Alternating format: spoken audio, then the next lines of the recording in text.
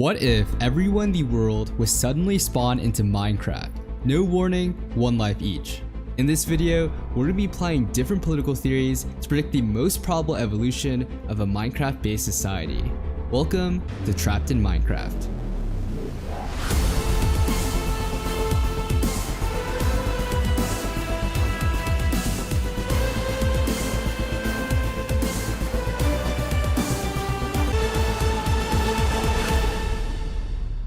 Real quick, I put a lot of effort into my video, so it means so much to me if you could take just a second to subscribe if you end up liking the video. Also, this is part 3 of the series, so check out parts 1 and 2 if you haven't already. Now sit back, relax, and enjoy the video. This is humanity's last sanctuary.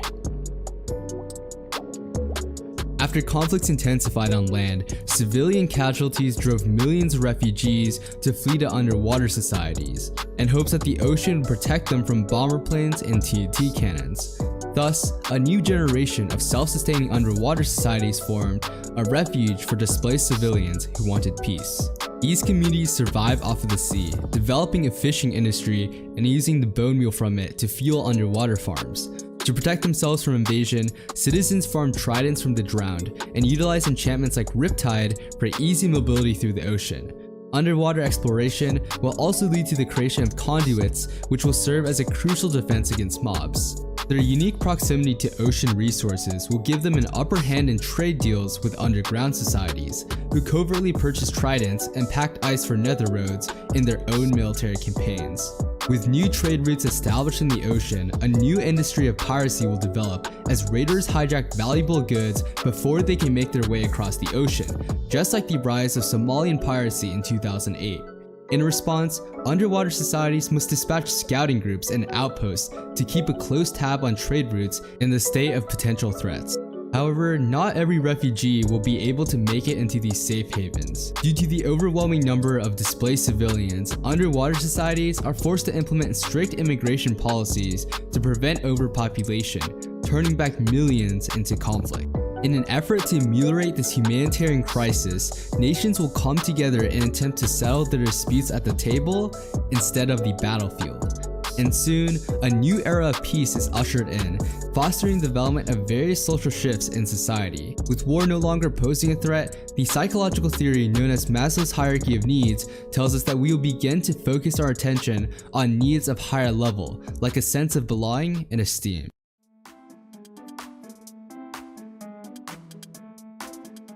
Governments will have a hard time maintaining order as rules can be broken in anonymity, and Minecraft's expansive freedom allows those previously unable to become independent and thrive in the open world.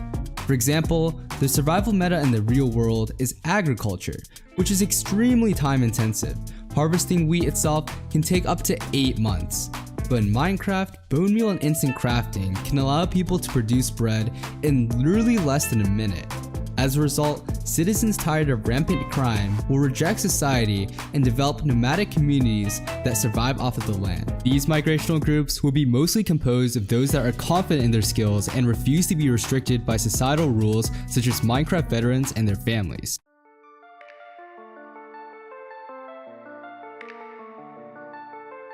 As governments become more and more unpopular, societies will need to innovate new methods of containing crime. But this is no easy task. In Minecraft, the entire study of forensic science is thrown out the window as DNA testing and fingerprints are impossible, and thus, governments are put into a dilemma. Either they increase authoritarianism by cracking down on civilians, or they must give up control to their people through democratic measures. Those who choose the latter will establish a jury system to put suspects on trial, and use witness testimony to narrow down their decisions. For example, people nearby a scene could have caught a glimpse at the criminal's name tag or witnessed the path a criminal took. Master detectives will rise to prominence for being able to instantly deduce witness statements and solve seemingly impossible cases. To punish those found guilty, societies will construct maximum security prisons that take advantage of Minecraft mechanics, like mining fatigue beacons that make breaking blocks next to impossible. To prevent smuggled items in the prison, guards will implement strict protocols like dropping inmates different items to ensure that their inventory is clear. However, due to prison escape techniques like eating chorus fruit and overcrowding, societies will develop a new way of containing criminals, the end prison. Societies near strongholds will transform the end into a prison state, as its infinite capacity and isolation from the overworld makes it the ideal place to dump a large amount of inmates. As a result, new independent end societies will form with their own unique culture and the spirit of starting anew, similar to the large groups of convicts and political prisoners sent to Australia in the late 18th century. Those who commit crimes in authoritarian states will be subject to more harsh measures like interrogation techniques, and if found guilty, they're sent into dangerous places like the Nether, end cities, and ocean monuments for mandatory labor, killing two birds with one stone in 3 ways, as nations increase their supply of rare resources like netherite while punishing and deterring crime at the same time. On top of all this, it is likely that some criminals will be able to escape judgment and flee to neighboring societies, creating the need for a universal bounty system to hunt them down.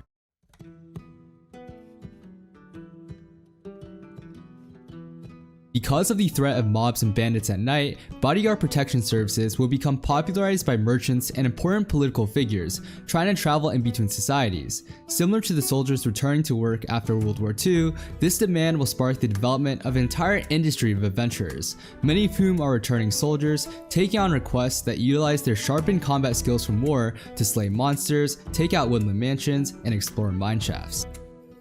Rich benefactors may even loan out their enchanted armor and supplies to these adventurers in exchange for a portion of the rare loot they find. Mini skirmishes between rival factions may break out and escalate if tasked with exploring the same area for loot. The end will be the ultimate place to get rich quick, as end cities hold highly sought after elytras used for fast travel and sport. But to reach them, they'll have to get past shulkers and dangerous prisoners from various societies. Over time, groups will become more adept at advanced techniques like speed bridging and MLG water bucketing, and develop new strategies that optimize safety like kiting mobs into a rain of arrows. In nether expeditions, scouts will keep a constant lookout for hostile players, mobs, and terrain. Tamers hold onto saddles if striders are encountered, and builders will construct temporary headquarters at different intervals in their journey. These groups will become extremely skilled at working together, and the most elite groups will gain large amounts of fame and prestige, becoming the heroes of the world. Various industries involving mining and farming will be completely revolutionized as redstone technology progresses.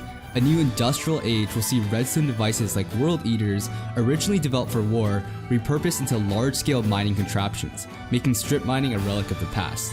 As resources around the world continue to deplete, the existence of villagers will come into question. During the spawning stage, the chaos had left villages ransacked, and villagers were believed to be extinct. Any surviving villager discovered will become an invaluable resource, as their trading capabilities have the potential to grant infinite amounts of items that were previously non-renewable. This is the equivalent of turning water into oil in the real world. The last remaining villagers will be used to breed them back into existence and traded throughout communities for exorbitant profit. Many will become skeptical, as the villagers are truly just AIs, creating an entire movement of villager rights activists who fight to return them back to their homes instead of being used for the material gain of players.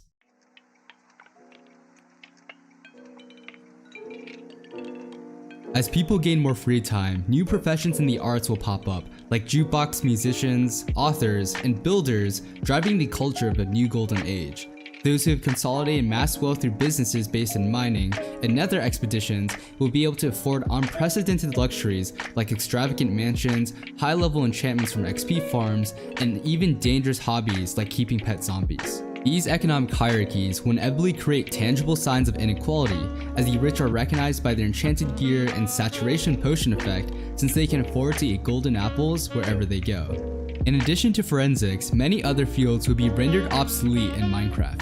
Firefighters are no longer necessary due to easy access to water, medicine no longer needs to be studied with potions of healing, and aging is eliminated. The entire fitness industry will be irrelevant since exhaustion doesn't set in until your hunger depletes to 3 bars.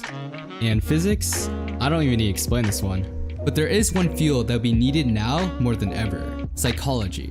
Psychologists will be in high demand and booming as mental health becomes a massive issue as people begin realizing the full extent of their situation of being trapped in a block game. While Minecraft players may be ecstatic, those originally living a normal life without video games will be overwhelmed with the mental toll of being trapped in a foreign world, and may resort to potions of nausea at bars to drink the pain away. Being gifted immortality in Minecraft will be a blessing for some and a curse for others. It is also possible that new religions would form, worshipping those who developed Minecraft, like Notch and Mojang employees, as the creators of the world. Nostalgic societies will try to figure out a way to bring them back to Earth, using Redstone to reinvent things like the internet and computers. Imagine recreating Minecraft on a Redstone computer and getting trapped again.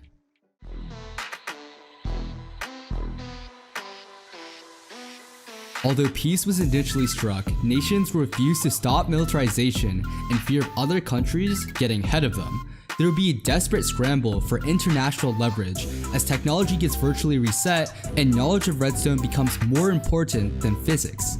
However, as societies begin streamlining innovation, the infinitely destructive capabilities of Redstone will be realized by scientists, and many nations will be locked into an arms race for Redstone contraptions, initiating covert operations like the Manhattan Project that developed the atomic bomb. Minecraft veterans that specialize in Redstone engineering like Mumbo Jumbo and El Mango will become invaluable researchers and sought after by so many societies that they must be accompanied 24/7 by armed guards.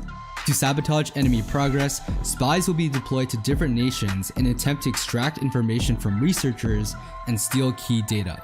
Soon, the weaponization of withers, drones, and world eaters will skyrocket political tensions and send nations to the brink of a second world war. I took a couple of suggestions from the comment section, so comment down below for a chance to have your idea featured in the next video.